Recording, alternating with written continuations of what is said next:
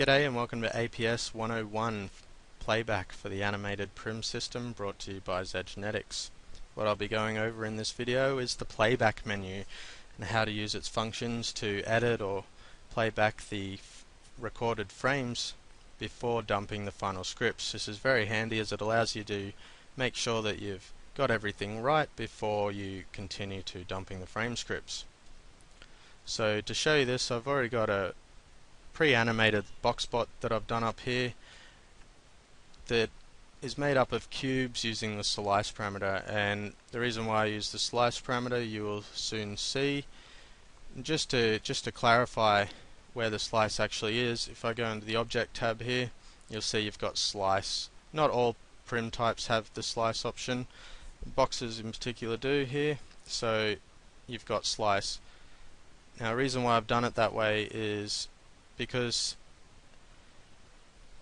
the scripts cannot actually set or record the slice parameter. Now this is a second life limit.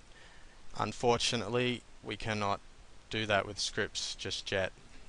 I'm hoping so in the future. Okay, now if I go into the content tab here, you'll see I've got the playback APS script in here. You need the playback script in with the main, and what this does is it plugs the playback menu into the APS recording menu. So if I touch my box plot here you go, you see I've got the playback button here. Now generally you'll want to include the playback with whatever you do.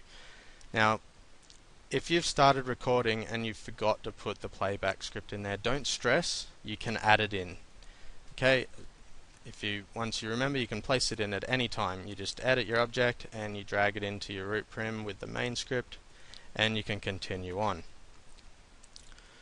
So I've already got a few frames recorded here, so I'm going to go into my playback menu and go over a few of these buttons. You've got lots of that you can do: add, remove frames, replace frames, playback, scroll through them.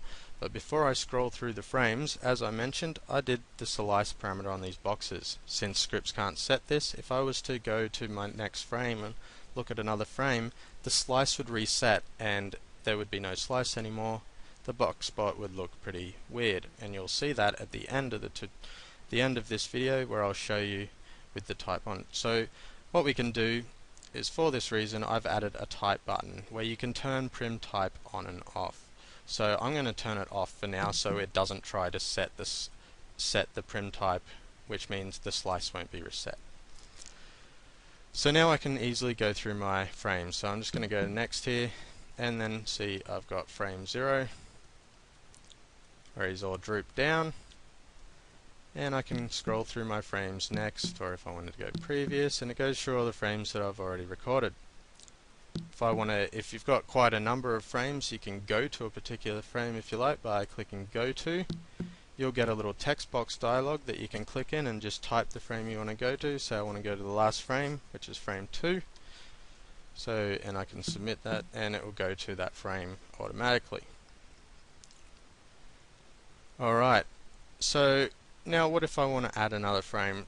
Let's get him to start drooping back down again rather than scrolling back to the 0 frame like so. I want to add the next frame along. So say I want this frame here, frame 1, I also want as frame 3. There are a couple of ways I can do this. So I'm on my current frame is 1 and I want to add it as frame 3 as well. So what I can do is I can say add at. And when I go add at, it gives me a little text box dialog again, and I can type where I want it to add to. So say if I want it to add to the end, I had 2 frames, I can go to 3 and submit, and you'll see that's now added.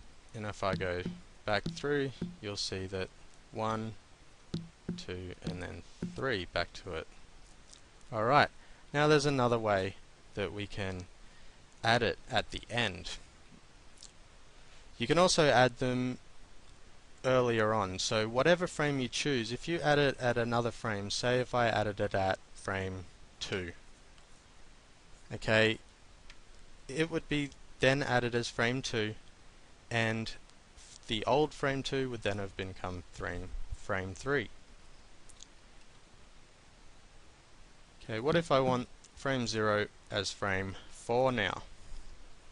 Okay, the other way we could do it by adding it at the end is I've gone to the frame and I can go back to the main menu here, and it currently puts me on current frame 4 ready. That's the one I'm working with, and I can just hit record and that's added to the end.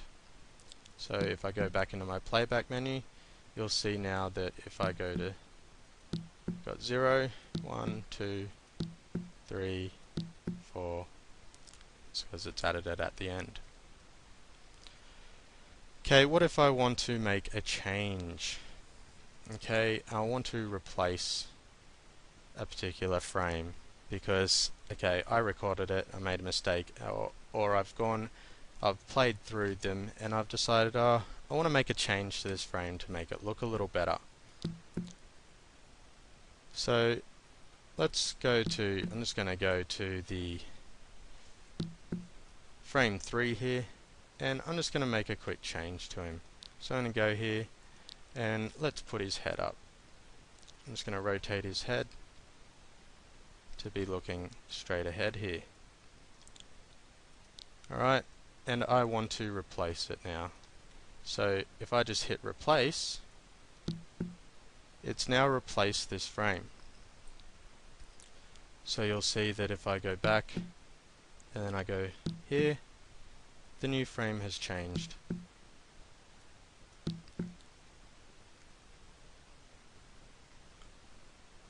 Okay, so now what if I want to replace the other frame like that as well with the same one? Okay, I can then go, let's go to this frame and I want to replace at. So the frame I'm wanting to replace is frame 1, so on frame 3, if I want to replace at, it'll give me a text box dialog that I can click in and type frame 1. If I submit, it's now replaced frame 1 with this one as well. So if I go 0, 1, 2, 3, 4, and you'll see that it's been replaced now. Alright, same with replace at, add. Now if you add a frame in, say I want to change it back, put his head down, but I don't want to replace this frame at all. I just want to put his head down for frame 3. I want to add this frame in so that it does this frame and then goes to what it was. So if I add, this will add it as frame 3. Now the old frame 3 has now become frame 4. The old frame 4 has become frame 5, and you'll see as I go through, like so. That's how we do that. Okay, so now what if I want to remove frames? Again, very easy to do. Say I want to remove this frame because I'm just going to have it loop back to 0 anyway, which is this same frame, so I don't need to have it twice. I'm just going to remove this, hit remove, and it's removed the frame. Now if I remove, say I want to remove a frame before the last frame. Okay, I'm on frame 3. I want to remove this one, and I can remove this frame as well. Now the old frame 4 has now become frame 3, and frame 4 it no longer exists because they've all moved down one. Just like when adding in, they all move up one. Now we can play or loop the animation as well, play it whole back through rather than scrolling through one by one. So I'm just going to go loop here and give me another menu. It gives me a couple of speed options to choose from. So let's just say I want to do medium speed, which is a 0.5 second frame delay. When you're dumping the scripts, finalizing the process to do your trigger scripts later on, you can choose a faster or slower one. This is just for the playback. So let's go medium, and it will play through and it will keep looping through all the frames that I've done. Okay, and to stop that with the loop, I just touch it and it will stop where you've last touched it. Now the play will play through once. So let's just say if I want to do, let's just choose fast, it'll go back to 0 first and then it will go through them. And there you go, that's the playback menu. Before I continue on, I'm just going to show you here why we turn the type off with slice. Now if you didn't use slice parameters, you can leave type on. Obviously if you're changing different prim types, you'll want type on.